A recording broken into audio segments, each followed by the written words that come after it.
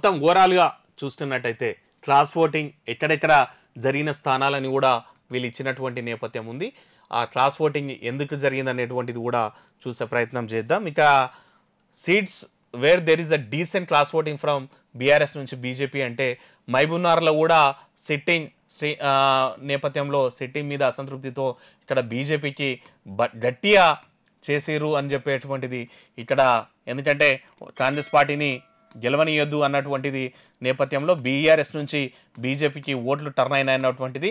Even Bhuvanagiri కూడా cross voting గట్టిగా జరిగిందంట, చేవెళ్ళే కూడా క్రాస్ ఓటింగ్ అయిందంట, జైరాబాద్లో కూడా క్రాస్ ఓటింగ్ జరిగింది, నల్గొండలో కూడా కొన్ని చోట్ల ఈ అర్బన్ ఓటింగ్ ఎక్కడెక్కడ ఉందో ఆ చోట్ల అన్నిట్లా క్రాస్ ఓటింగ్ జరిగింది. వరంగల్లో కూడా క్రాస్ ఓటింగ్ జరిగిందంట. నిజామాబాద్, పెద్దపల్లి, ఆదిలాబాద్, మల్కజ్గిరి, నాగర్ కర్నూల్ ఈ అన్ని ఏరియాస్లో కూడా బీఆర్ఎస్ నుంచి బీజేపీకి క్రాస్ ఓటింగ్ జరిగిందంట. మరి ఎంత క్రాస్ ఓటింగ్ అనే దాన్ని బట్టే ఈ గెలుపోవటంను కూడా డిసైడ్ చేసేటువంటి ఉంటుంది. ఈవెన్ ఖమ్మం, మెదక్, సికింద్రాబాద్, మహబూబాబాద్, కరీంనగర్లో కూడా జరిగింది.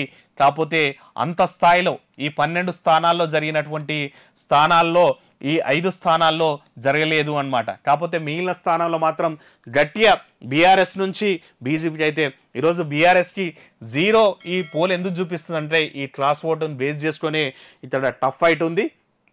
మహబూబ్నగర్, భువనగిరి, చేవెళ్ళ, జైరాబాద్, నల్గొండ, వరంగల్, నిజామాబాద్, పెద్దపల్లి, ఆదిలాబాద్, మల్కజ్గిరి, నాగర్ కర్నూల్ ఈ 12 స్థానాల్లో క్రాస్ ఓటింగ్ భారీగా జరిగింది అన్నటువంటిది. అయితే ఇందులో మహబూబ్నగర్ తర్వాత భువనగిరి తర్వాత జైరాబాద్ ఈ స్థానాల్లో అయితే టఫ్ ఫైట్ అయితే ఉన్నటువంటి నేపథ్యం ఉంది. ఇక చేవెళ్ళలో కూడా టఫ్ ఫైట్ ఉన్నటువంటి నేపథ్యం ఉంది. నల్గొండ కాంగ్రెస్ పార్టీకి, వరంగల్ కాంగ్రెస్ పార్టీకి బీజేపీ సిట్టింగ్, నిజామాబాద్ తర్వాత పెద్దపల్లి కాంగ్రెస్కు, ఆదిలాబాద్ బీజేపీ కాంగ్రెస్ మధ్యన, మల్కజ్గిరి బీజేపీ కాంగ్రెస్ మధ్యన, నాగర్ కర్నూల్ కాంగ్రెస్ బీజేపీ మధ్యన ఫైట్ ఉండేటువంటి నేపథ్యం ఉంటుంది. ఈ మిగిలిన స్థానాల్లో ఇంకా క్రాస్ ఓటింగ్ పెద్దగా జరగలేదంటే మరి ఇక్కడ ఎవరు గెలుస్తారనేది అయితే 4వ తారీఖు నాడే చూడాల్సినటువంటి పరిస్థితి అయితే ఉంది. ఇక